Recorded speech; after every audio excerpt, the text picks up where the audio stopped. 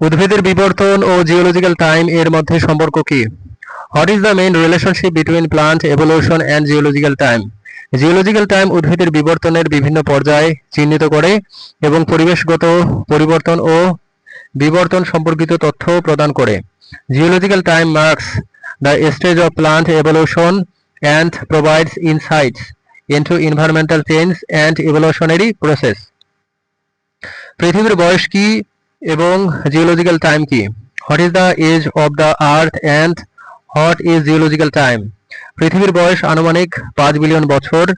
Geological time হলো পৃথিবীর ইতিহাসকে বিভিন্ন যুগ, পর্যায় এবং পর্বে ভাগ করার একটি পদ্ধতি। The Earth is approximately 5 billion years old.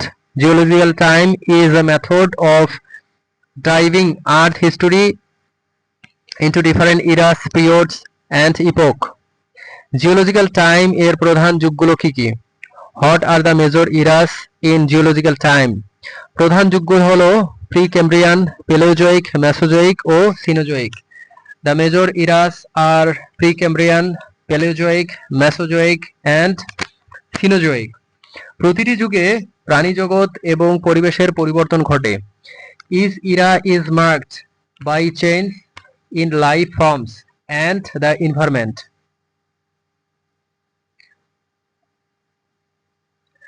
Pre-Cambrian যুগে উদ্ভিদের অবস্থা কেমন ছিল? What was the state of plants during the pre-Cambrian era?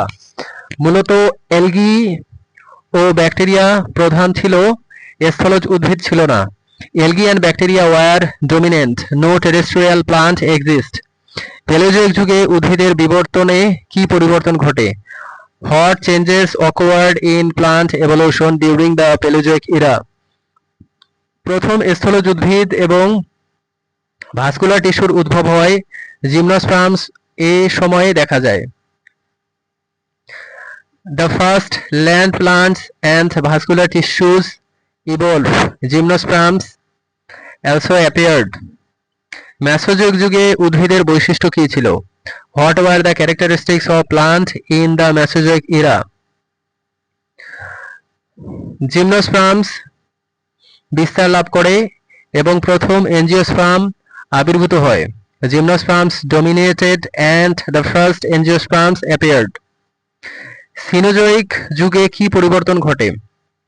What changes occurred during the Cenozoic era? Angiosperms ব্যাপকভাবে বিস্তার লাভ করে এবং ঘাস জাতীয় উদ্ভিদ প্রধান হয়, মানব সভ্যতা ও কৃষির ভিত্তি স্থাপিত হয়। এনজিওস্পার্মস diversified widely, grasses become dominant, human civilization and agriculture began.